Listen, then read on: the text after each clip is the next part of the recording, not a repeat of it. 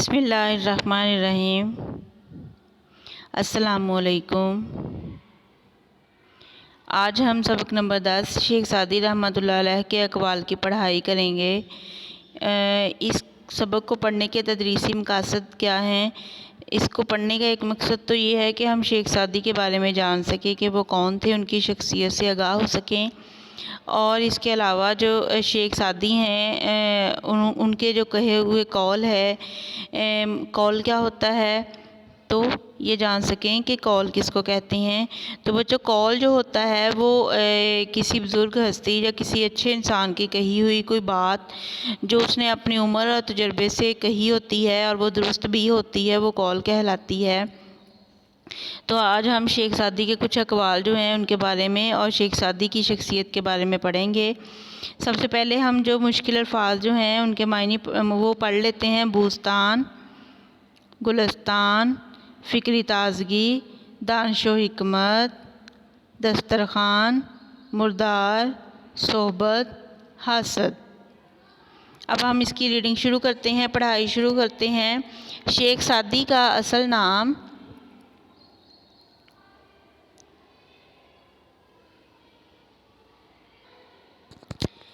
تو بچوں، شیخ سعدی جو ہیں ان کا اصل نام شرف الدین تھا۔ انہیں حکیم مشرق کے لقب سے یاد کیا جاتا ہے۔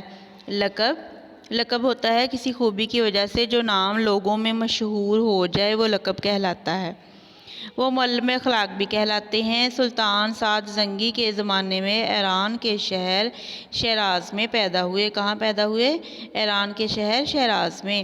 شیخ سعدی نے طویل عمر پائی اور اپنی زندگی کا بیشتر حصہ سیر و سیاحت میں گزارا۔ مطلب ان کو علم حاصل کرنے کا بہت شوق تھا، اس لیے وہ بہت زیادہ سفر کرتے تھے علم حاصل کرنے کے لیے۔ سیاحت ہوتا ہے سفر کرنا۔ شیخ سعدی نے شاعری بھی کی اور نثر میں بھی لکھا۔ شاعری میں ان کی مثنوی بوستان اور نثری کتاب میں گلستان کو بہت زیادہ شہرت اور اہمیت ملی۔ خاص طور پر گلستان اپنی فکری تازگی اور دانش و حکمت کی بنا پر ادب عالیہ میں شمار کی جاتی ہے۔ ادب عالیہ، اعلیٰ ادب۔ دنیا میں پائی جانے والی تقریباً تمام بڑی زبانوں میں اس کے تراجم ہو چکے ہیں۔ حکمت و دانش سے بھرپور ان کے کچھ اقوال درج ذیل ہیں۔ حکمت و دانش، دانائی اور عقل و سمجھ۔ مطلب ان کے کچھ اقوال جو ہیں جو عقل و سمجھ والے، ان کے تو سارے اقوال عقل و سمجھ والے ہیں جن میں کوئی پیغام ہے، لیکن کچھ اقوال یہاں پہ متن میں دیے گئے ہیں، ان کو اب ہم پڑھتے ہیں۔ نمبر 1، دنیا کا مال زندگی کے آرام اور سکون کے لیے ہے، نہ کہ زندگی مال جمع کرنے کے لیے۔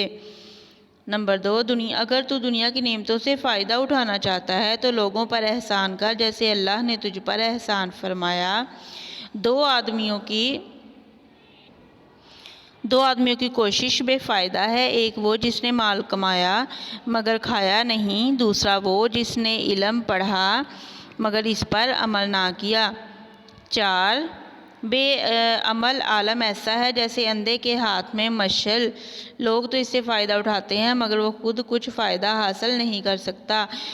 بچوں، اس میں وہ بتا رہا ہے کہ بے عمل عالم مطلب ایسا بندہ جس نے علم حاصل کیا لیکن اس پہ عمل نہیں کیا، تو وہ ایسا ہی اندھا ہے جس کے ہاتھ میں روشنی ہو، کیونکہ اندھے کو روشنی نظر نہیں آئے گی بے شک اس کے ہاتھ میں ہی ہو۔ تو اسی طرح سے ایک بندہ جو ہے اس کے پاس جتنا مرضی علم ہو لیکن اگر عمل نہیں ہوگا تو وہ کسی کام کا نہیں ہے۔ 5، دشمن کے ساتھ بے موقع نرمی کرنا اسے شیر بنانا ہے۔ 6، وہ دشمن جو بظاہر دوست ہو اس کے دانتوں کا زخم زیادہ گہرا ہوتا ہے۔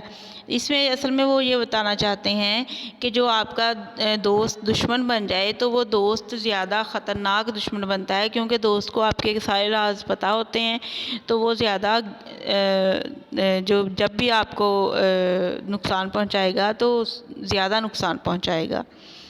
7، دیوار کے پیچھے بھی بات کرتے وقت ہوشیار رہ، ہو سکتا ہے کہ تیری دوسری طرف دشمن کان لگا کر سن رہا ہو۔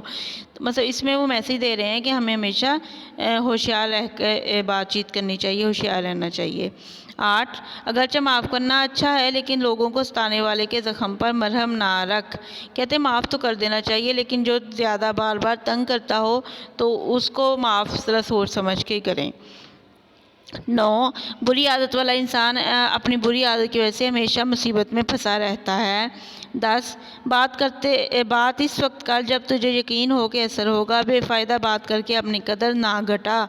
इसमें वो कहते हैं कि मतलब बात हमें वहीं पे करनी चाहिए जहाँ पे हमें पता हो कि मानी जाएगी और सुनी जाएगी. 11. 10 आदमी एक दस्तरख्वान पर इकट्ठे बैठकर खा सकते हैं, मगर 2 कुत्ते एक मुर्दार को मिलकर नहीं खा सकते. तो बच्चों इसमें वो असल में बताना ये चाह रहा है कि इंसान अगर अच्छी आदत के हों तो मिलजुल कर रह सकते हैं, लेकिन कुत्ते की जो आदत लड़ना होती है तो 2 कुत्ते भी आपस में मिलकर नहीं बैठना चाहते. असल में वो अच्छी और बुरी आदतों का यहाँ पे मुवाजना कर रहे हैं कि अच्छे लोग जो हैं वो जितने भी हों मिलजुल कर रह लेते हैं, लेकिन बुरी आदत वाले जो लोग हैं वो 2 भी इकट्ठे नहीं रह सकते. 12. सबसे बड़ा बदनसीब वो है जो लोगों को सताता है, क्योंकि जब इस पर मुसीबत पड़ेगी तो कोई उसका दोस्त ना होगा. 13. जो बुरी सोहबत में बैठता है इसकी सोच कभी अच्छी ना होगी.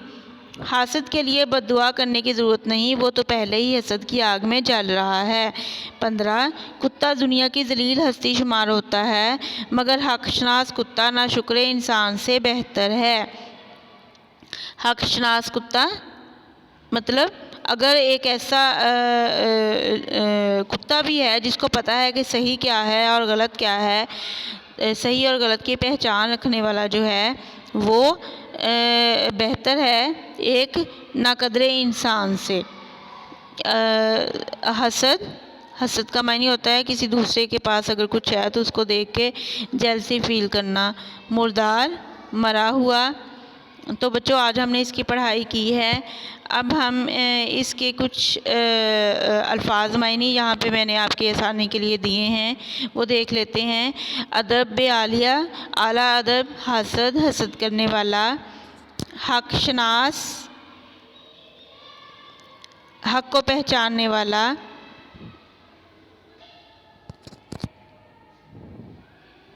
हिकमत, दानाई, हकीम मशरक, मशरक का दाना, अक्लमंद, दानिश, अकल.